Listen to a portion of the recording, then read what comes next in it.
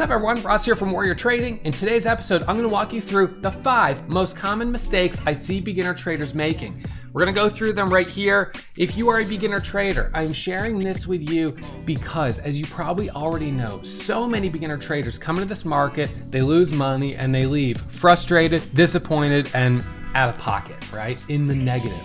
My hope is that by sharing with you some of these really common beginner mistakes, you can avoid them in your own trading.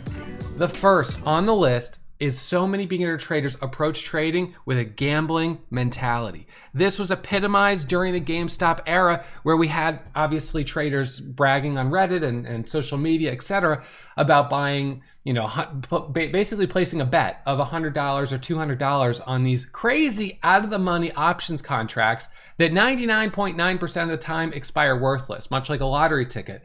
But in this case, they struck gold. And these were home run trades. I mean, beyond just home runs, these were trades that did make some people very, very wealthy. But that was a once, really in a lifetime event as far as I'm concerned. I've never seen another stock with an options chain do something like that. Even stocks that have made big moves weren't even close to that. And since then, how many of those traders who struck it big on those lottery ticket trades, how many of them do you think have given back everything they made, trying to roll it into the next trade, the next trade, the next trade? Gambling is not a recipe for success in the stock market. So this brings me right to item number 2, mistake number 2, trading without a plan. So many beginner traders, whether they come in with a gambling mentality or not, they come into the market without a plan. And they start trading with real money with no plan. And so essentially, you could almost say it's gambling. They may not realize it's gambling, but if you're just shooting in the dark, you're just guessing, throwing darts at a wall, you're leaving it entirely up to chance. And of course, a game of chance would be gambling. So, and I think that many traders don't realize this. They think that they're sort of approaching this in maybe a logical way. They're focusing on 1 or 2 stocks, but they really don't have a set out plan of how they're going to approach trading. And a plan, and I'll put a link at the end of this video to sort of walking you through one of my trading plans, AKA strategy. It involves the type of stocks you're going to trade, the time of day you trade, the amount of risk you take per trade, how many trades you take per day. All of this comes together into a cohesive plan. Now, the only way to know whether or not a plan is actually profitable is with a track record. So I'm going to just go ahead and jump ahead to number 5 here. The biggest mistake that I see traders make, I mean, these are the top 5, but one of the big ones is trading with real money without first having a proven track record. So, I'll put it to you another way. How would you feel if you were getting on a flight and a pilot said, "Hey guys, this is my first time ever being in the cockpit. I'm going to try to get this plane into the air and let's see what happens. All right, buckle up, here we go." Because so many traders, when they just try to hit the ground running, they jump in with real money, with no track record, with no plan, they're really leaving it all to sort of hope and chance. And I think that the part in this that's really a problem is that we know so many traders lose money. And so if you want to be one of the few traders who is consistently profitable, you really have to do things differently from how just about everyone else out there is doing it, right? Let's be honest. Most of the people out there, the way they're doing it is wrong. It's backwards. So it's maybe because they're coming in with a gambling mentality. They're throwing real money on the line really haphazardly with no plan. And I say haphazardly because it's just this throwing a little bit on this. Maybe I'll hold it for a few days. Throwing a little bit over here. Maybe I'll hold that for a few days. I got in this trade, it went up, I'm going to sell the whole thing for a quick profit, but then they've got these other trades that they've been holding for weeks that keep going down. Well, it's my retirement account, I can keep holding. And it's just, there's no plan around it. It's very haphazard. And that, again, you can't find consistency in that type of approach. And even if you found some profit, you wouldn't be able to replicate it because there's not a set rule of how you did it. So in some ways, creating a trading strategy might not be too much different from perhaps trying to bake a cake or something. If you don't keep very detailed records in your process, then when you finally get the cake that's fantastic, you won't be able to look back to recreate it.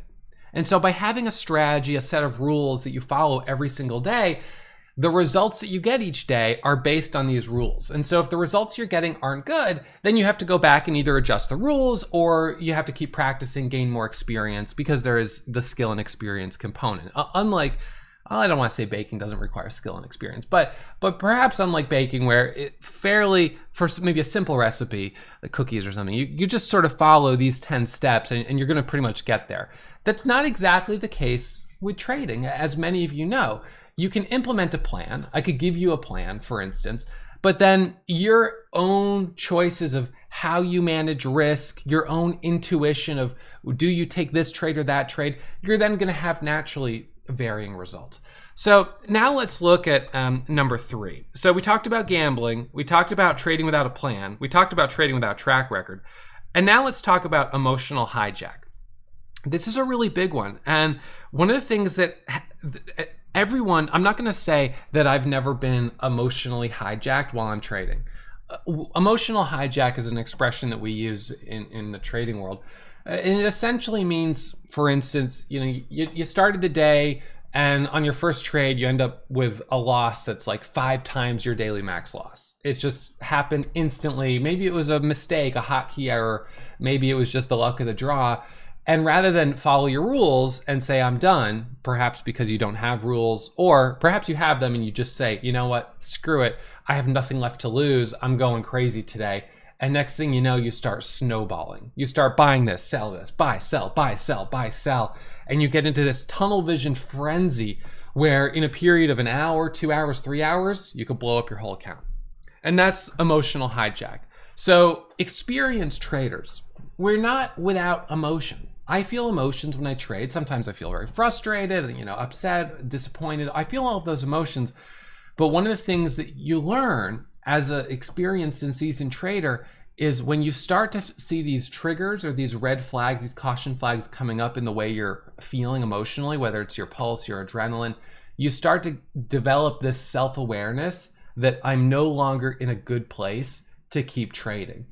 I can't think off the top of my head of another area in life where this might be particularly important, to be able to have a very, very close awareness of sort of yourself and your emotional condition, because with trading, it can have a profound effect on your performance. If you are not in the right headspace, the right mindset, in a matter of minutes, you could lose tens of thousands, you could lose millions of dollars if your account was large enough and you had the leverage. So this is a really important one. As a beginner trader, you need to start to learn the signs, learn to recognize the signs of becoming emotionally hijacked. So when you start to see them coming up, you can close the computer and get away before you do any damage. You'll have mistakes, but the goal is that you learn to kind of cut yourself off at the pass before it becomes this train wreck. All right. Now, number 4, and this will be the 5th mistake we've talked about, is chasing gains. And I think this, these tie in a lot of different ways, but chasing gains, this sort of mentality of constantly chasing what's moving. This is important because I want to differentiate chasing gains with some people who would say, as a momentum trader, buying anything up 50% or 100% is chasing. Because buying something high and selling it higher can be certainly part of a valid strategy if you have a plan and a track record to support it. But simply chasing, that to me reflects this emotionally impulsive. I'm thinking of the dog chasing a chipmunk. It's just like this instinctual, impulsive, you don't even know where it comes from. It's happening, this just chasing. And when you start chasing gains, you're thinking only about the gains. And what happens when you buy these stocks that are crazy, crazy high without a plan is you press that buy button, that was easy. And next thing you know, all of a sudden it rolls over, flips down, it halts going down or something like that. And now the risk and reality of the trade is setting in. And you'll realize after the fact that you were risking this much, maybe to make only this much. And of course, that's not going to be sustainable. So, and that can be in the form of chasing stocks that are meme stocks that are really popular on social media. Now, what'd you say? Sorry, I had some questions from the peanut gallery. So one of the with GameStop and these meme stocks, there could be a tendency to chase it. And the fact is, I did very well on GameStop. Of course, my results are not typical, and I don't want you to think that there's any guarantee you'll have results similar to me. But I did well on it, and I was trading it, and I probably did the best on it when it was between like $100 and $300 a share. So it was certainly very high from where it had started. But that was all part of my strategy. But I think that chasing mentality, whether you're chasing because people are posting things on social media, or you're getting email, text alerts to buy alerts, sell alerts, things like that, you have to be really careful. It's certainly valid to see what other people are trading, to hear that someone else has bought something, whether it's me or any of the millions of other traders out there. But you also have to, with a grain of salt, take all of that information and then with your own strategy make the decision of, is this a setup that is valid for me? Is this a setup that falls within my plan? And then if it is, then that's great. If other people brought it to your attention, that's totally fine. But if it's not, you have to have the emotional composure and the discipline to say no. So I would say probably one of the biggest traits that beginner traders don't realize they need to be a successful trader is discipline. And this is something that I suppose in some way is a bit of a natural aptitude. Some people are naturally more disciplined than others, right? And so people who are naturally disciplined, whether it comes from their upbringing or other careers they've had, they're going to probably do better than someone who has very, very little discipline and constantly gives in to emotional impulses. And so people that are on the gambling spectrum, this is a very emotionally impulsive side.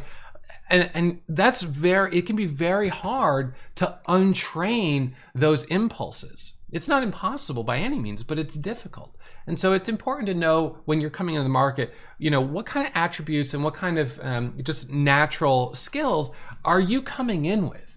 And if you're not coming in necessarily with the, fullest deck of cards or whatever the case is, then you may have to take some steps in your trading to try to mitigate your shortcomings and try to mitigate the risk that could come along with being more emotionally impulsive, for instance.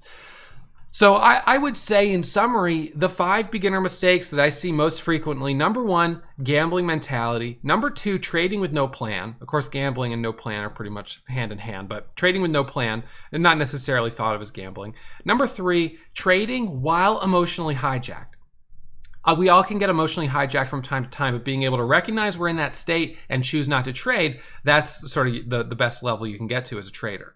Number 4, falling into the habit of chasing stocks, chasing gains, thinking about the P&L. And when you're thinking about the P&L, just the number, you're not necessarily thinking about the pattern. Because as a technical trader, we're thinking about patterns. First candle to make a new high, ABCD pattern, a scalp at the half dollar, the whole dollar.